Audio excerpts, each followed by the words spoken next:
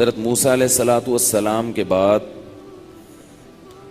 جس پیغمبر کا اللہ نے بہت اہتمام سے ذکر کیا ہے وہ داؤد علیہ السلام اور سلیمان علیہ السلام ہیں.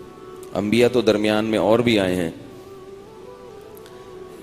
لیکن جن پیغمبروں کا اللہ نے بہت اہتمام سے ذکر کیا قرآن مجید میں وہ کون سے ہیں؟ داؤد علیہ السلام اور سلیمان. حضرت زکریا علیہ السلام بعد میں آئے ہیں. داؤد علیہ السلام اور سلیمان علیہ السلام کی جو تاریخ شروع ہوتی ہے، یہودیوں میں ان دونوں پیغمبروں کو بہت اہمیت حاصل ہے. اس کی وجہ یہ ہے کہ ان دونوں پیغمبروں کے ذریعے اللہ نے فلسطین میں بیت المقدس میں یہودیوں کی بہت بڑی خلافت قائم کی تھی جو بہت عرصے چلی ہے، اور جس پر اہل یہود کو آج بھی ناز ہے، اور اسی وراثت کی بحالی کی کوشش میں لگے ہوئے ہیں، اور پھر اس کے لیے سازشیں بھی کر رہے ہیں اور کیا کیا کر رہے ہیں. داؤد علیہ السلام کی تاریخ یہاں سے شروع ہوتی ہے کہ موسیٰ علیہ السلام کے بعد ایک نبی تھے جنہوں نے بنی اسرائیل کو جہاد کا حکم دیا، بلکہ بنی اسرائیل خود کہتے تھے کہ آپ ہمیں اللہ کے راستے میں لڑنے کا حکم دیں تاکہ ہم ملک فتح کریں. تو ان نبی نے کہا کہ هل عصیتم ان کتب علیکم القتال الا تقاتلوا، تم ابھی کہہ تو رہے ہو لیکن امید یہ ہے کہ جب اللہ جہاد کا حکم دے گا تو تم کرو گے نہیں، کہ تمہاری نالائقیاں مشہور ہیں. قالوا وما لنا الا نقاتل في سبيل الله وقد اخرجنا من ديارنا وابنائنا، یعنی ہم پہ ظلم ہوا ہے، ہم کیوں نہیں جہاد کریں گے بھائی. لیکن جب فرض ہو گیا فلما كتب عليهم القتال تولوا الا قليلا منهم، جب فرض ہوا تو تھوڑے لوگ رہ گئے، باقی سارے بھاگ گئے. اس لیے خود سے اپنے اوپر آزمائشیں نہ مانگا کرو، خود سے اللہ سے عافیت ہی مانگنی چاہیے. تو اس قوم کا واقعہ یہ ہوا کہ نبی نے ان سے کہا کہ اللہ نے جہاد فرض کر دیا ہے اور تم پر طالوت کو اللہ نے امیر بنایا ہے. طالوت کوئی تھے بنی اسرائیل میں طالوت نام کے، تو ان کو اللہ نے تم پر امیر بنایا ہے.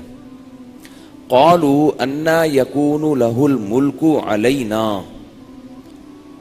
کہنے لگے یہ کیا بات ہے، یہ والا امیر ہمیں قبول نہیں ہے، یہ والا امیر ہمیں قبول، بول لینا بہت تو ہلکی ہو گئی یہ تراویح، اب تھوڑی تھکاوٹ ہوتی ہے اتنی. یہ والا امیر نہیں چلے گا. کیوں نہیں چلے گا بھائی؟ جو لوگ فسادی ہوتے ہیں نا، فسادی، ان کو ہر چیز پہ اعتراض ہوتا ہے. ہر مسجد میں بھی ہوتے ہیں ایسے، ہر دفتر میں بھی ہوتے ہیں، ہر مدرسے میں بھی ہوتے ہیں، ہر اسکول میں بھی ہوتے ہیں، ہر یونیورسٹی میں بھی ہوتے ہیں، ہر ملک میں بھی ہوتے ہیں، ہر اسمبلی میں بھی ہوتے ہیں، ہر جگہ ہوتے ہیں. کوئی بھی آرڈر دیا، شریف لوگ کہتے ہیں آنکھ بند کر کے مان لو بھائی کس کا آرڈر ہے؟ امیر کا آرڈر ہے، اس کی ذمہ داری ہے کہ یہ مستحق ہے یا نہیں ہے. اور جو شرارتی ہوتا ہے وہ کیا کرے گا؟ نہیں، کیوں، یہ کیوں بھائی؟ تمہاری جب فیلڈ نہیں ہے، تمہارا کام نہیں ہے تو اس میں ٹانگ مت اڑاؤ. جس کا کام ہے صرف اس کو کرنے دو. یہ ہر جگہ ہوتے ہیں. یہ کیوں ہو رہا ہے، یہ کیوں ہو رہا ہے، یہ پنکھا یوں کیوں گھوم رہا ہے، یوں کیوں نہیں گھوم رہا ہے. یہ جو جس کا کام ہے. اب آپ نے گھر میں پلمبر کو بلایا اور وہ الیکٹریشین کے کام میں کیڑے نکالنے لگے تو میرا گلا بہت ہی بیٹھ گیا، دعا کرو کھل جائے. یہ بالکل جو ہے نا آواز ہی نہیں نکل رہی ہے. تو ابھی امید ہے عید کے چاند نظر آ کے انشاءاللہ صحیح ہونا شروع ہو جائے گا، کیونکہ جب تک بولنا بند نہیں کریں گے تو یہ گلا رپورٹ ہی ہے، واللہ عالم. تو یہ جو ہے نا، اب گھر میں آپ نے الیکٹریشین کو بلایا، پلمبر کو بلایا، اور وہ الیکٹریشین کے کام میں کیڑے نکالنا شروع کرے. الیکٹریشین کو غصہ آئے گا کہ نہیں آئے گا؟ ابے بھائی تو پلمبر ہے، تجھے نل کا جوڑنے کے لیے بلایا ہے، تو یہ کیوں کہہ رہا ہے یہ جس نے بٹن لگایا ہے صحیح نہیں لگایا. تو یہ یاد رکھو ایسے فسادیوں سے. اسی طرح علماء کے بیان میں بھی کیڑے نکالنے والے ہوتے ہیں. اچھی بھلی بات چل رہی ہے، کچھ نہ کچھ نکال دو. اب اتنے وضاحتی بیانات تو نہیں دیے جا سکتے نا. تو میں بتا رہا تھا فسادی کیا ہوتے ہیں. ہاں کچھ بیچارے نہ چاہتے ہوئے بھی اعتراض کر لیتے ہیں کہ وہ فسادی تو نہیں ہوتے, لیکن ان کی مینٹل اپروچ کم ہوتی ہے, تو وہ اس حساب سے سمجھتے ہیں. تو بنی اسرائیل نے کیا کہا؟ نبی نے کہا یہ طالوت ہیں, یہ تمہارے امیر ہیں. تم نے خود ہی نے بولا تھا نا جہاد کرنا ہے, جہاد کرنا ہے. اب یہ جہاد کے لیے یہ کمانڈر ہیں, امیر ہیں. تو ان کو خوش ہونا چاہیے تھا کہ چلو یار, ہمیں اگر سلیکشن کا کہا جاتا تو اختلاف ہوتا, دو دھڑے بن سکتے تھے. نبی کا قول حرف آخر ہوتا ہے, تو نبی نے کہہ دیا تو بس یہ تو پتھر پہ لکیر ہے, مان لو اس کو. تو کہنے لگے یہ والا نہیں چلے گا, یہ والا نہیں چلے گا. کیوں بھائی یہ کیوں نہیں چلے گا؟ کہہ رہے ہیں نحن احق بالملک منہ, ہم میں سے جو فلاں چند لوگ ہیں نا یہ زیادہ حقدار ہیں. ولم یؤت سعۃ من المال, اور اس میں سب سے بڑا فالٹ یہ کہ یہ غریب آدمی ہے. ہم پیسے والے ہیں اور یہ کیا ہے؟ غریب آدمی. غریب آدمی کو ہم کمانڈر نہیں بنا سکتے. اب نبی کتنی شفقت کر رہے ہیں قوم پر, ہونا تو یہ چاہیے نبی کہیں جب اللہ نے کہہ دیا تو اس کی لاجک سمجھ میں آئے یا نہ آئے مانو. لیکن ان نالائقوں کو سمجھانے کے لیے نبی کہہ رہے ہیں قالوا انا یکون لہ الملک قال ان اللہ زادہ علیکم, اللہ نے اس کو تم پر فضیلت دی ہے. ان اللہ اصطفاہ علیکم, اللہ نے اس کو تم میں چنا ہے. وزادہ بسطۃ فی العلم والجسم, دو کوالٹیز اللہ نے اس کو ایسی دی ہیں کہ یہی کمانڈر بننے کا اہل ہے. ایک تو جسم مضبوط ہے, اور اللہ نے اس فیلڈ میں اس کو مہارت بھی دی ہے, علم بھی دیا ہے. بھائی کمانڈر بننے کے لیے پوری آرمی کو کی کمانڈ کرنا اور لڑائی کرنا دشمن سے, دشمن کی ٹرک کو سمجھنا کہ دشمن کہاں سے حملہ کر سکتا ہے اور کہاں سے اس کا دفاع کیا جا سکتا ہے. طاقتور دشمن سے لڑنے کے لیے فوج کی, آرمی کو کون سی ٹرک استعمال کرنی پڑے گی, یہ ساری چیزیں یہ معلومات ہونی چاہیے, تب وہ آدمی کمانڈر بننے کا اہل ہے. اور دوسرا خود بھی صحت اچھی ہو, ایسا نہ ہو کہ وہاں جا کے تھک جائے, سانس پھول جائے اور پتلی گلی سے نکل جائے. اسٹیشن پہ لا رہے ہیں کہ ہمارے کمانڈر صاحب کی طبیعت, شوگر لیول کیا ہو گیا ہے, ڈاؤن ہو گیا. تو جو آرمی کا مورال اسی حساب سے, جن کا شوگر ڈاؤن نہیں بھی ہوئی نا ان کا مورال بہرحال ڈاؤن ہو جائے گا, کیونکہ ہمارے کمانڈر صاحب ہی ایسے. اس سے بھی پتہ چلتا ہے کہ فائٹ کے لیے, لڑائی کے لیے صحت اور دشمن کی ٹرک, اس کا علم. تو یہ علماء نے یہ بات بیان کی ہے عقائد کی کتابوں میں کہ مسلمانوں کا کمانڈر بننے کا اہل وہ ہے جو جنگی امور میں مہارت رکھتا ہو. یہاں تک فقہا نے بیان کیا ہے کہ دو آدمی ہیں آپ کے پاس فوج کے کمانڈر یا امیر بنانے کے لیے. ایک نیک پرہیزگار ہے مگر جنگی امور کا تجربہ نہیں رکھتا, ایمان مضبوط, تہجد گزار, بہت نیک, اللہ کی محبت میں صبح و شام رونے والا, وقت پر زکوٰۃ ادا کرتا ہے, صدقات و خیرات دیتا ہے, اللہ اللہ کرتا ہے, اور اللہ ہو کی آوازیں اس کے دل سے آتی ہیں. آئی بات سمجھ میں؟ دوسرا ایسا نہیں ہے, دوسرا ایسا نہیں ہے, مگر اس کو لڑنا آتا ہے. ٹھیک ہے, اس کو پتا ہے کہ دشمن کے وار کہاں کہاں سے ہوتے ہیں, لڑا کیسے جاتا ہے, دشمن کی مکاری اور چالاکیوں سے کیسے نمٹا جاتا ہے. عقیدے کی کتابوں میں لکھا ہے, یہ عقیدے کی کتابوں میں جو بات ہوتی ہے بہت اہم ہوتی ہے کہ یہ دوسرا خلیفہ بننے کا زیادہ حقدار ہے, کیونکہ پہلے کو بنا دو گے یہ دعاؤں میں لگ جائے گا, لڑنا بڑھنا اس کو آتا نہیں, اور یہ پٹوائے گا. یہ کیا کرے گا؟ پٹوائے گا. جب دشمن حملہ کرے گا نا, توپیں تانے گا ان کی طرف, کہے گا سارے مسلح بچھا کے اللہ سے دعا مانگو, بہت بڑی آفت آنے والی ہے. لوگ کہیں گے بھائی چلاؤ, کہہ رہے یہ کلاشن کوف چلتی کیسے ہے, یہ بم کیا ہوتا ہے, اللہ کا واسطہ یہ بموں کی باتیں میرے سامنے مت کرو. یہ میں کیوں اتنی ڈیٹیل میں جا رہا ہوں؟ وہی موضوع جو میں نے کل بیان کیا تھا نا, پاکستان آرمی کو جتنا مرضی برا بلا کہہ دو, لڑنے کی طاقت اور تجربہ کس کے پاس ہے؟ آرمی کے پاس ہے, انہی کے پاس ہے, آپ کے پاس نہیں ہے, کچھ بھی نہیں ہے آپ کے پاس, باتیں ہیں. تو اس لیے یہ جو چیز جس کو اللہ نے جس کا اہل بنایا وہ اسی کو رہنے دو. ہاں آرمی کو سدھارنا چاہتے ہو کہ یہ اچھی ہو جائے, اچھی ہوگی تو اور خیریں ہوں گی. تو آرمی جوائن کرو. اچھے لوگ آرمی میں جائیں تو آرمی کیا ہو جائے گی؟ گندے لوگ جائیں گے تو گندی ہو جائے گی. اب لوگ کہتے ہیں اس آرمی پر قادیانیوں کا قبضہ ہے. تو بھائی قادیانی آرمی میں جائے گا تو قبضہ کرے گا نا. تو آپ کیوں نہیں بھیجتے اپنے بچوں کو؟ آپ کہ ہم ترقی نہیں کر سکتے. تو یہ کیا بات ہے کہ قادیانی چلا جا سکتا ہے اور مسلمان نہیں جا سکتا؟ یہ بیوقوفوں والی باتیں، پروپیگنڈا ہے یہ. اس کی حقیقت کچھ بھی نہیں ہے.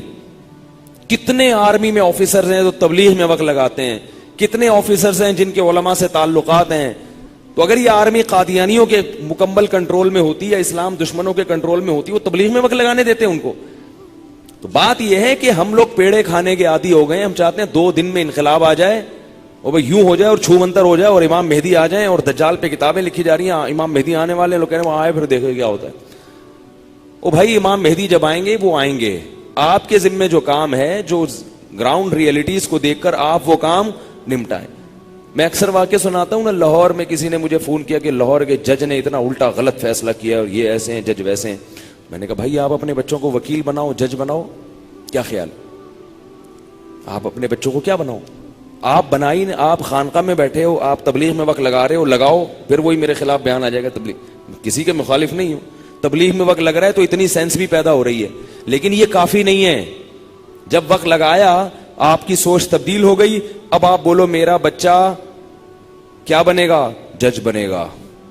اور اس کو پہلے 4 مہینے لگاؤ تبلیغ میں. بچے کو بولو بیٹا تم نے جج بننا ہے، تمہیں 4 مہینے اس لیے لگوا رہا ہوں تاکہ تم انسان کے بچے پہلے بنو اور جج کے بچے بعد میں بنو. پھر وہ جج بنے گا تو بہترین فیصلے کرے گا. وہ کوئی پابندی تھوڑی ہے وہاں پہ. تو بھائی اچھے لوگ جائیں گے. تو اچھے لوگ جاتے ہی نہیں ہیں. نہ پولیس میں جاتا ہے اچھا آدمی، نہ فوج میں جاتا ہے. یہ تو شکر ہے کچھ اچھے گئے ہوئے ہیں تو معاملہ تو اچھا آدمی اگر اوپر جائے گا تو فیصلے کیا ہوں گے؟ اچھے ہوں گے. تو آپ بھیجو، خود پڑھو. جو ٹین ایجز لڑکے بیٹھے ہوئے ہیں، ہدف بنائیں اپنا. کوئی ہدف یہ بنا. یہ چھوڑ دو ڈاکٹر واکٹر کا اتنا فائدہ نہیں ہے. ڈاکٹروں کی بھرمار ہے پاک. ہر آدمی ڈاکٹر بن رہا ہے، MBA کر رہے ہیں. MBA سے مجھے تو عجیب نفرت ہو گئی ہے. MBA والا کچھ تقدیریں تھوڑی بدل سکتا ہے. MBA کرنے والا ایک ملازمت کرے گا، لگی بندی تنخواہ لے گا، اس کی قوم کے نبض پہ ہاتھ، کمپنی کا مینیجر بن کے غلام بنو گے. اللہ کے بندو، تنخواہ لوگے اور گاڑی لے کے زندگی گزار دو گے. ان شعبوں میں جاؤ جن شعبوں میں جانے کے بعد قوم کی تقدیریں آپ کے ہاتھ میں ہوں گی. بیوروکریسی میں جاؤ. بیوروکریسی میں ایسی فیلڈ میں جاؤ کہ آپ کے ہاتھ میں کیا ہوگی؟ قوم کی تقدیریں. آپ کھیلو گے قوموں کی قسمت سے. آپ MBA کر کے کمپنی میں کماؤ پوت بن جاتے ہو، لگی بندی تنخواہ مل رہی ہے. اور جتنی محنت کرو گے فائدہ آپ کو نہیں ہوگا. فائدہ کس کو ہوگا؟ کمپنی کو ہوگا. آپ کو ایک لگی بندی تنخواہ دے کے ریٹائر کر دیں گے تھوڑے دنوں. اس لیے ملازمت سے بڑی نفرت ہے ہم کو. یہ ملازمت مسلمانوں میں بہت بعد میں آئی ہے. مسلمان تاجر ہوا کرتے تھے. تاجر جو ہے نا، اس کی بھی ہاتھ میں لوگوں کی تقدیریں ہوتی ہیں. پتہ ہے آپ کو؟ تاجروں سے آرمی والے مشورے لیتے ہیں. تاجروں کو پوری دنیا کا علم ہوتا ہے. ریٹ بڑھا دیا، ریٹ گھٹا. یہودی تجارت پہ آیا ہے، تجارت میں اسی لیے آیا ہے کہ اس کو پتا ہے کہ تجارت اپنے ہاتھ میں ہوگی تو پوری دنیا کی تقدیریں ہمارے ہاتھ میں ہوں گی. تجارت میں آگے بڑھیں، بیوروکریسی میں آگے بڑھیں، جج بنیں، آرمی میں جائیں، پولیس میں جائیں. آپ کیا کرتے ہیں؟ بہت زیادہ پڑھ لکھ کے کیا بن جاتے ہیں؟ کماؤ پوت بن جاتے ہیں. کسی بڑے سیٹھ کے ملازم بن جاتے ہیں. وہ آپ کو 1 لاکھ 2 لاکھ تنخواہ دے گا. کھاؤ گے، پیو گے، بچے پیدا کرو گے اور مر جاؤ گے. نہیں آئی میرا خیال. ہمارے ایک رشتے دار تھے، ان کے پاس 2 آپشن تھے، مرچنٹ نیوی اور آرمی. ان کا یہ کہنا تھا میں آرمی میں جاؤں گا، جبکہ پیسہ کس میں تھا؟ مرچنٹ نیوی میں ٹھیک ٹھاک پیسہ ہے. بڑی اچھی سوچ تھی لیکن اس پر عمل نہیں ہوا. اگر وہ آرمی میں آج ہوتے بہت کچھ تبدیلیاں کر چکے ہوتے. وہ کس میں چلے گئے؟ Merchant navy. مرچنٹ نیوی میں ٹھیک ٹھاک پیسہ ہے مگر آپ کی کوئی سنتا نہیں ہے. یعنی آپ کسی کو کیا مرچنٹ نیوی کے کیپٹن کی کیا کوئی یہ تھوڑی کہ وہ کوئی قانون بنا کے ملک میں نافذ کر دے. تو ان چیزوں کی طرف جاؤ گے تو کیا ہوگا؟ انقلاب آئے گا. اور وہ جائز انقلاب ہوگا، قانون کے دائرے کے تحت انقلاب ہوگا. اس انقلاب کو دنیا مانے گی. سمجھ میں نہیں آ رہی میرا خیال ہے، رہنے دیں وہی ٹھیک ہے. تو انہوں نے کیا کہا, پھر تبلیغ میں بھی وقت لگاؤ, کیونکہ وہ بھی ضروری ہے بھائی, ورنہ انقلاب کے چکر میں جب اس ماحول میں جاؤ گے تو تھوڑے دنوں میں ویسے ہی ہو جاؤ گے. سوچ کے کیا گئے تھے, جب ججوں میں وکیلوں میں بیٹھو گے نا اور خان بزرگوں کے پاس نہیں جاؤ گے, تبلیغ میں وقت نہیں لگاؤ گے, تو وکیلوں کے جب دیکھو گے 2 نمبر ہی کر رہے ہیں, تو آئے تھے وکیلوں کو سیدھا کرنے, تھوڑے دنوں میں خود 2 نمبر بن جاؤ گے. اور پھر جو آدمی باقاعدہ اخلاص کے ساتھ 2 نمبر بنتا ہے وہ ریکارڈ سارے توڑ دیتا ہے, وہ سارے ریکارڈ توڑ دیتا ہے. تو انہوں نے کیا کہا کہ بھائی یہ والا ہمیں قبول نہیں ہے, یہ پیسہ ہی نہیں, پیسے ہی نہیں ہے. تو انہوں نے کہا کہ ان کے پاس علم ہے, یعنی یہ جو لڑائی کا علم اللہ نے اس کو دیا ہے, اور صحت اچھی ہے, تو یہی ہے.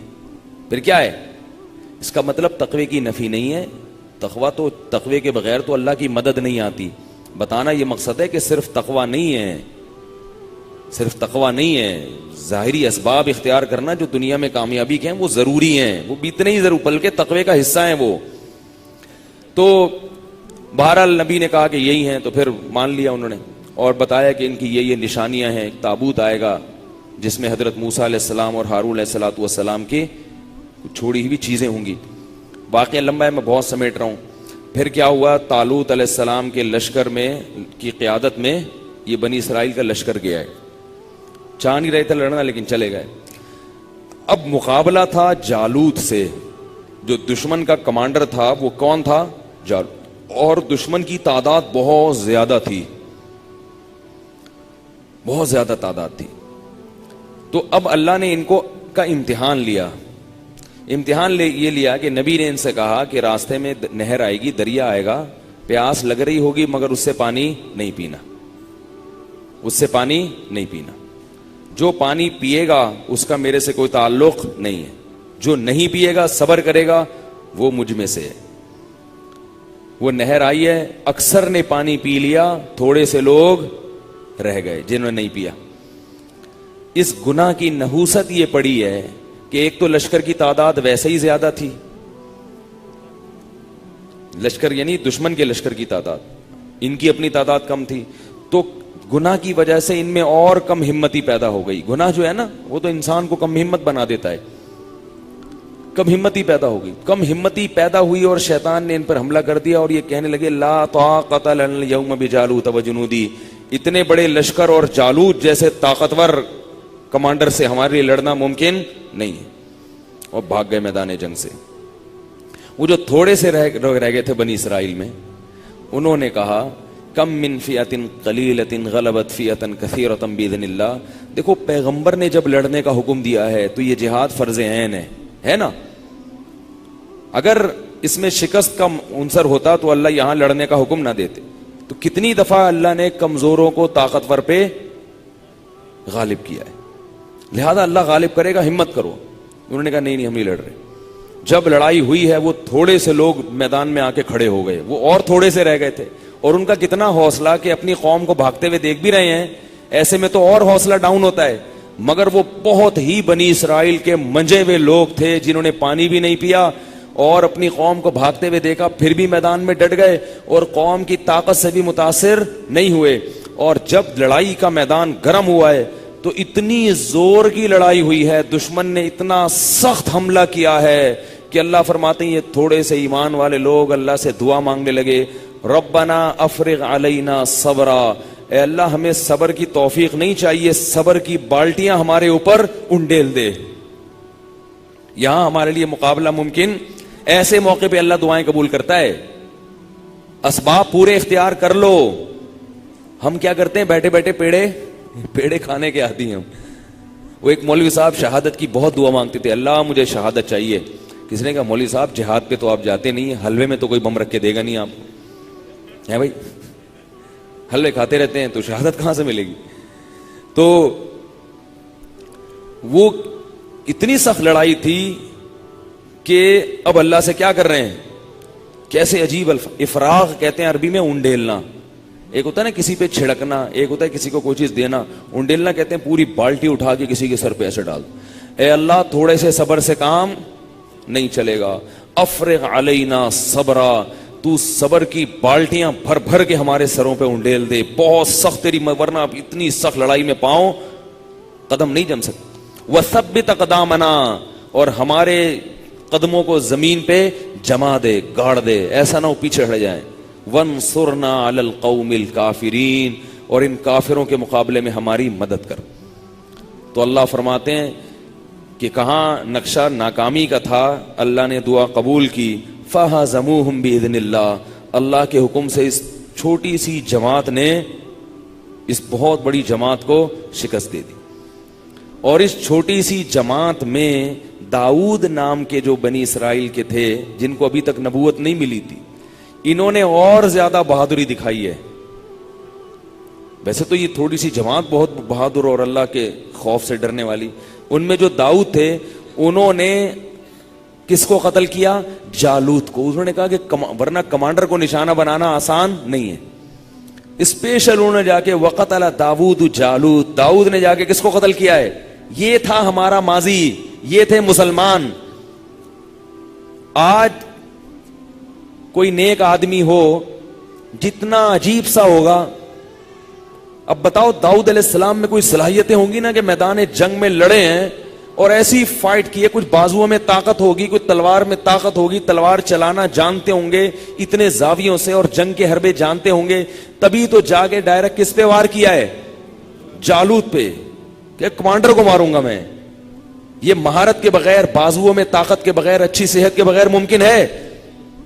تو صحت کا خیال رکھتے ہوں گے نا بھائی, ایکسرسائز کرتے ہوں گے یا کچھ جسمانی وہ, تبھی تو اتنی. ورنہ کوئی ایسا آدمی جس کو نہ کھانے کا پتا نہ سونے کا پتا, اس کی شوگر کبھی چڑھ رہی ہے, کبھی شوگر گر رہی ہے, کبھی گردوں کے مسائل, کبھی بلڈ پریشر ہائی, کبھی بلڈ پریشر ڈاؤن, وہ یہ کام کر سکتا ہے؟ داؤد علیہ السلام نے کیا کیا؟ جا کے جالوت پہ وار کیا اور فائٹ کر کے اس کو جان سے مار دیا اس کو. یہ نہیں کہ جا کے اس کو گلے لگایا کہ میں کیسے انسان کو ماروں. او بھائی, جب میدان جنگ ہوتا ہے تو اللہ کو بہادری پسند ہوتی ہے, ویسے اللہ کو احسان پسند ہے, تھینک یو, مزے کی باتیں کرو. میدان جنگ کے اصول الگ ہوتے ہیں. تو جب جا کے مارا ہے تو اللہ فرماتے ہیں اللہ کو داؤد علیہ السلام کا یہ اسٹائل پسند آیا. ٹھیک ہے نا, انداز پسند آیا. انداز کو ہماری زبان میں اسٹائل کہتے ہیں. اللہ کو ان کا یہ انداز پسند آیا کہ میری خاطر ایسی قربانی اور ایسی بہادری.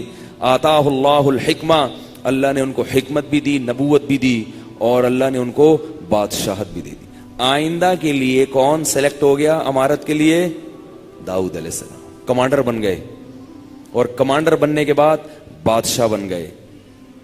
سب بنی اسرائیل ان کے وہ جو نبی تھے نا جن کی قیادت میں لڑے تھے, وہ کس کو خلافت دے کے چلے گئے؟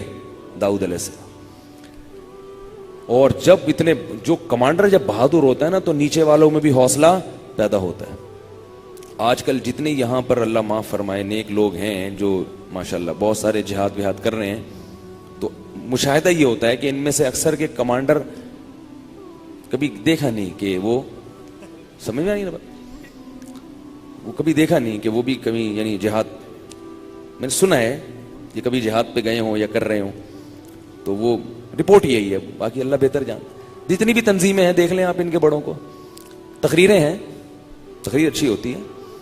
خیر کہیں بات کہیں اور نہ نکل جائے. تو داؤد علیہ السلام جو تھے انہوں نے کیا کیا؟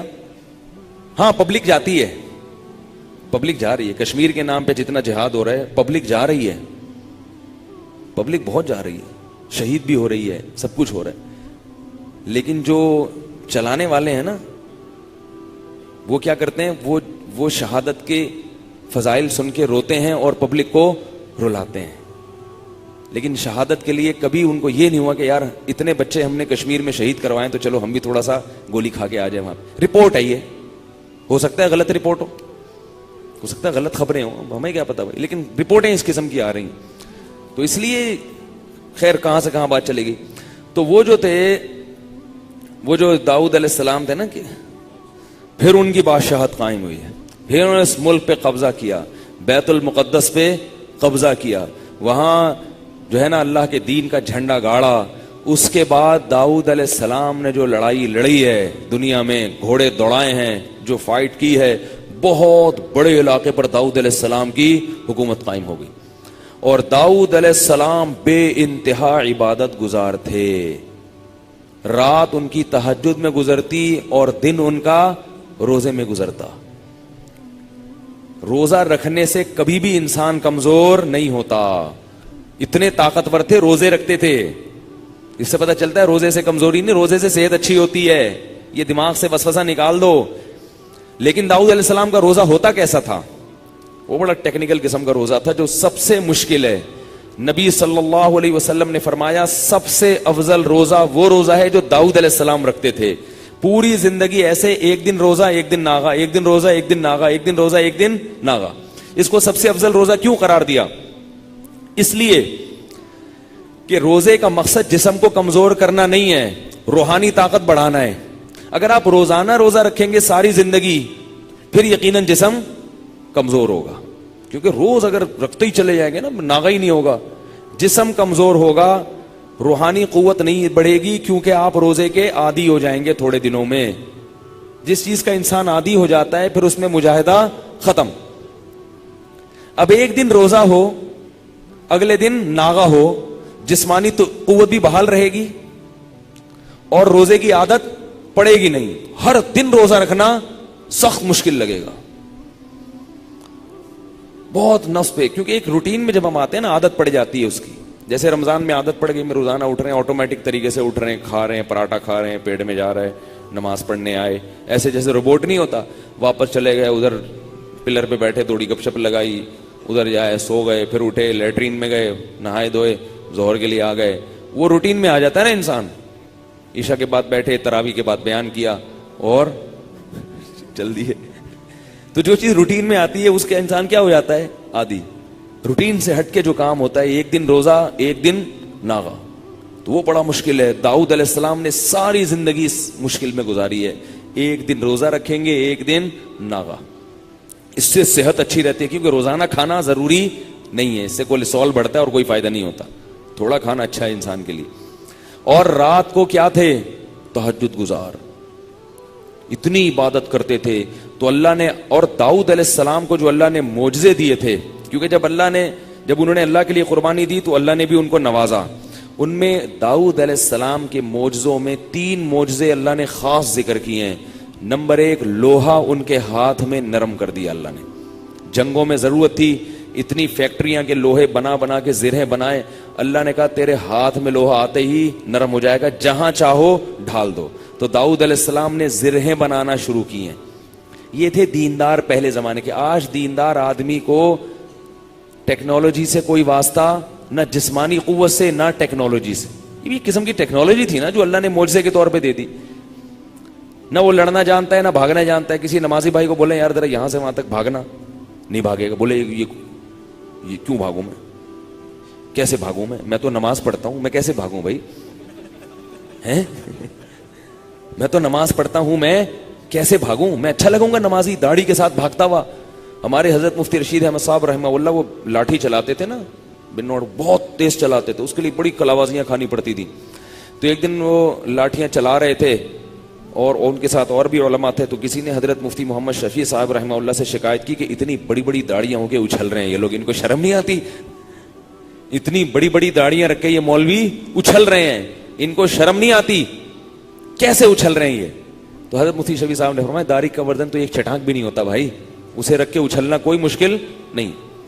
یا تو داڑھی کے 6-7 کلو کی ہوتی پھر اچھل رہے ہوتے, تو کہتے یار کیسے اچھل رہے ہیں, ایک چٹانک کا وزن بھی نہیں ہوتا, وہ رکھ کے بھی اچھل سکتا ہے یار. صحابہ کرام گھوڑے سے تیز دوڑ لیا کرتے تھے, ان کی بھی داڑیاں ہوتی. تو یہ دماغ سے نکال دو, داڑھی والے کو, نمازی آدمی کو دوسرے سے زیادہ چست ہونا چاہیے.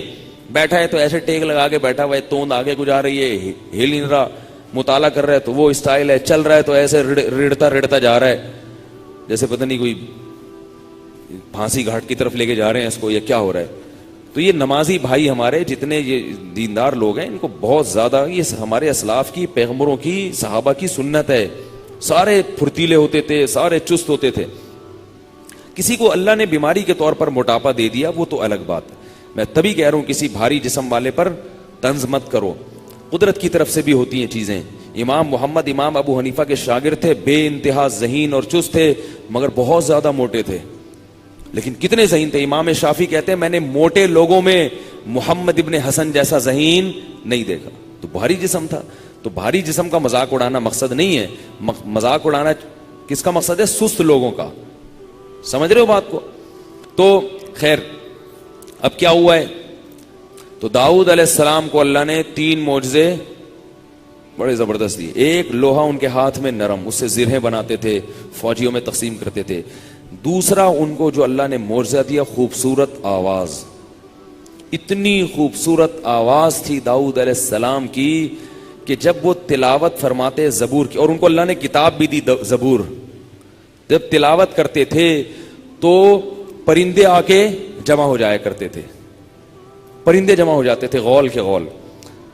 اور 4 معجزے دیے جو بڑے بڑے معجزے. اور تیسرا معجزہ اللہ نے ان کو دیا کہ جب وہ اللہ کا ذکر کرتے تھے تو یا جبال اوبی معہ والطیر, پرندے اور پہاڑ بھی ان کے ساتھ لا الہ الا اللہ پڑھنا شروع کر دیتے. ایسی کیفیت میں ان کا ذکر ہوتا تھا, اللہ کو یاد کرتے تھے کہ پہاڑوں سے بھی لا الہ الا اللہ کی آوازیں آنا شروع ہو جاتی تھی. پہاڑوں سے بھی آوازیں آتی تھی لا الہ الا اللہ کی. تو بعض صوفیہ کے ایسے واقعات منقول ہیں کہ جب وہ ذکر کرتے تھے تو ان کے ساتھ پتھروں سے لا الہ الا اللہ کی آوازیں آتی تھیں. اس طرح کے واقعات بزرگان دین میں بھی منقول ہیں. بہرحال داؤد علیہ السلام کا معجزہ تھا. اور چوتھا معجزہ ان کو یہ ملا, وفصل الخطاب, زبردست انداز بیان. جب خطاب کرتے تھے قوم میں, تقریر کرتے تھے, لوگوں پر وجد طاری ہو جاتا تھا. اس سے پتہ چلتا ہے بولنا آنا یہ بھی اللہ کی بہت بڑی نعمت ہے. جن لوگوں کو بولنا نہیں آتا وہ بولنا چاہ کیا رہے ہوتے ہیں اور منہ سے نکل کچھ اور رہا ہوتا ہے. ٹھیک ہے, وہ اپنا اظہار معافی ضمیر کر نہیں پاتے, بات سمجھا نہیں پاتے, جس سے لڑائیاں ہوتی ہیں. کہنا کیا چاہ رہے ہیں, کہہ کیا رہے ہیں, ایکچولی کر کے پھر اس کو سیدھا کرتے رہتے ہیں. تو داؤد علیہ السلام کو بولنے کی جو طاقت تھی, وہ فصل الخطاب, دودھ کا دودھ پانی کا پانی کر کے رکھ دیتے. جب تقریر کرتے تھے نا, خطاب کرتے تھے اپنی قوم سے, اتنی زبردست. اچھا یہ عجیب بات ہے, بولنے کا ملکہ اللہ نے صرف علماء کو دیا ہے. میں نے اپنی زندگی میں کوئی ایسا شخص نہیں دیکھا جو عالم نہ ہو اور اس کو بولنا آتا ہو. حتیٰ کہ قائد اعظم محمد علی جناح کتنے بڑے بانی پاکستان تھے اور کتنے مسلمانوں کے خیر خواہ تھے, لیکن تقریریں وہ کس سے کرواتے تھے؟ علماء سے. جلسوں میں, ان کے بہت سارے جلسوں میں جو تقریریں کی ہیں وہ کس نے کی ہیں؟ بولنا کس کو آتا تھا؟ ان کی سپیچ ہوتی تھی, بڑی مہذب ہوتی تھی, مگر جو ہوتا ہے نا خطابت کے جوہر دکھا دینا اور لوگوں کو گرما دینا, یہ کس کا کام ہے؟ یہ اللہ نے ہمیشہ سے علماء کو یہ ملکہ دیا ہے. تو کیونکہ اللہ ان سے تبلیغ کا کام لیتا ہے نا, تو ان کو بولنے کا سلیقہ سکھا دیتے ہیں اللہ تعالیٰ. تو یہ داؤد علیہ السلام کا کام تھا. اب داؤد علیہ السلام کی خلافت پھیلتی پھیلتی کہاں تک چلی گئی. اللہ فرماتے ہیں کہ داؤد علیہ السلام کو داؤد علیہ السلام کے بہت بیٹے تھے, سینکڑوں تھے, کیونکہ داؤد علیہ السلام نے 700 شادیاں کی تھیں. اگرچہ رمضان میں ایسی باتیں نہیں کرنی چاہیے, لوگ ایک میسج آیا تھا کسی کا کہ یہ رمضان میں آپ کس قسم کی شادیوں کی باتیں کرتے ہیں, لیکن بہرحال داؤد علیہ السلام نے تو رمضان میں کی تھی یا شوال میں کی تھی, مجھے پتہ نہیں ہے. ٹھیک ہے, تو باندیاں بہت تھیں. تو تبھی یہودیوں نے, اللہ معاف فرمائے, اپنے ہی پیغمبر کو, ان میں سے بعض لوگوں نے معاذ اللہ عیاش لکھا ہے, نقل کفر نباشا. کیا لکھا ہے؟ معاذ اللہ عیاش تھے. تو یہ ایسے نالائق ہیں, اپنے پیغمبروں پر بھی تہمت, پیغمبروں کو بھی. تو یہ اپنے پیغمبروں کو معاف نہیں کیا, ہمارے پیغمبر کو کیسے معاف کریں گے یہ؟ تو اس لیے ان لوگوں سے زیادہ فری ہونے کی ضرورت نہیں ہے. تو ان کے پاس وسائل تھے, قوت اتنی تھی, طاقت اتنی تھی, تو وہ 700 کے 7000 بھی رکھ لیتے. دوسری بات یہ کہ آپ سے پیسے لے کے تھوڑی کیے تھے انہوں نے, جو آپ کو اعتراض ہو رہا ہے بھائی, جو کہنا یہ انہوں نے اتنی کیوں کی تھی, تو بھائی تم سے پیسے لے کے کی تھی. بھائی ان عورتوں کو اعتراض ہونا چاہیے نا کہ وہ کہہ رہی ہم پہ 700 سوکنے, وہ کہہ رہی ہیں, وہ عورتیں کہہ رہی ہیں کہ داؤد علیہ السلام جیسے جوان, خوبصورت اور اتنی زبردست آواز, تو عورت 700ویں نمبر پر بھی ان کی سوکن بننا قبول کر رہی ہے اور پچھلی والی نہیں بھاگ رہی. وہ کہہ رہی ہمیں ان سوکنوں کے ساتھ بھی یہ داؤد قبول ہیں, تو آپ کو کیوں تکلیف ہو رہی ہے بھائی؟ ایک دفعہ کیا ہوا, کسی نے کسی مولوی صاحب پہ طنز مارا, ابے یہ کیا شادیاں وادیاں کر رہے ہیں یار, ابھی دوسری بھی نہیں تیسری بھی کر لی. تو اس نے کہا کہ آپ سے پیسے لے کے کیے انہوں نے, تو اپنے پیسوں پہ کر رہے ہیں تو آپ کو کیوں تکلیف ہو رہی ہے؟ تو عجیب بات ہے یہ جو لوگ نبی صلی اللہ علیہ وسلم پہ اعتراض کرتے ہیں نا کہ اتنی عمر میں 9 سال کی جوان لڑکی سے نکاح کیا، تو بات یہ ہے کہ حضرت عائشہ کو جب تکلیف نہیں تھی، وہ خوش تھی اس شادی پہ، تو پھر آپ کو پیٹ میں مروڑ کیوں ہو رہا ہے؟ بھئی آپ کہتے ہو بچی پہ ظلم ہو، تو وہ کہہ رہی میں نے تو اس سے اچھا رشتہ ہی نہیں کوئی کائنات میں. تو جب وہ خوش ہیں، میاں بیوی خوشی ہنسی خوشی زندگی گزر رہی ہے ان کی، تو کسی یہودی کو کیوں تکلیف ہو رہی ہے یا آپ کیوں پریشان ہو رہے ہیں؟ غامدی صاحب نے تو اس اشکال کا جواب دینے کے لیے نا 19 سال عمر بنا دی کہ نہیں جی 9 سال نہیں تھی امی عائشہ کی عمر 19 سال تھی، کھینچ تان کے کر دیا. لیکن انگریز 19 سال پہ بھی خوش نہیں ہوگا، کیونکہ 50 سال کی عمر میں کسی 19 سال کی لڑکی کی شادی 50 سال سے کی جائے تو ہمارے عرف میں اس کو بھی معیوب سمجھا جاتا ہے. تو بیچارے کوشش میں کر رہے ہیں کہ انگریز خوش ہو جائیں، لیکن وہ انگریز پھر بھی خوش نہیں ہوگا. اس لیے جو جیسا ہے نا اس کو ویسے ہی رہنے دو. عربوں میں رواج تھا کم عمر لڑکیوں کی شادی بڑی عمر کے لوگوں سے ہوتی تھی، اور آج بھی رواج ہے، اور اسلام میں اس کو معیوب نہیں سمجھا گیا. وجہ اس کی یہ ہے کہ کم عمر کی لڑکی کی شادی جب بڑی عمر کے آدمی سے ہو رہی ہے تو اس بڑی عمر کے آدمی میں کوئی ایسی کوالٹی ہوتی تھی جس کی وجہ سے اس کی عمر کو اگنور کیا جاتا تھا. سمجھ میں نہیں آ رہی بات میرے خیال؟ بھائی اس میں کوئی ایسی کوالٹی تھی، ورنہ خامخواہ میں کوئی یہ کام تھوڑی کرے گا، خامخواہ میں تھوڑی کرے گا یہ کوئی کام. اس میں کوئی کوالٹی، وہ پیغمبر تھے. اسی طرح بعض دفعہ ایسے ہوتا ہے کہ اور کوئی کوالٹی ہوتی ہے اس کے اندر. تو بات کہاں سے کہاں جا رہی ہے؟ تو داؤد علیہ الصلوۃ والسلام کو اللہ نے کیا دیا؟ بیٹا دیا جس کا نام تھا سلیمان. وورث داؤد سلیمان. اور اللہ نے سلیمان علیہ السلام کو جو معجزے دیے ان کی تعداد داؤد علیہ السلام سے بھی زیادہ. اور دونوں باپ بیٹے جج بن کے لوگوں کے درمیان فیصلے کیا کرتے تھے. دیکھو جج کا، عدالت کا نظام بھی کس کے ہاتھ میں تھا؟ ان کے ہاتھ. اس سے پتہ چلتا ہے جج بننا بہت بڑی بات ہے. اللہ نے پیغمبروں کو بنایا جج بن کے صحیح فیصلے کرو تو یہ پیغمبروں کی سنت زندہ ہوگی. تو پھر کیا ہوا ہے کہ داؤد علیہ السلام اور سلیمان علیہ السلام کو اللہ نے پرندوں کی بولیاں سکھا دی. علمنا منطق الطیر وأوتینا من کل شیء. ہر چیز اللہ نے ان دونوں کو دی ہے، باپ اور بیٹے کو. تو سلیمان علیہ السلام کا واقعہ بھی پھر لمبا ہے، کل آخری بیان ہوگا تو انشاءاللہ پھر میں سلیمان علیہ السلام کے واقعے پر کچھ روشنی ڈالوں گا. ابھی کافی وقت ہو گیا ہے تو اس کو ہم یہیں بند کر دیتے ہیں. کیا خیال ہے؟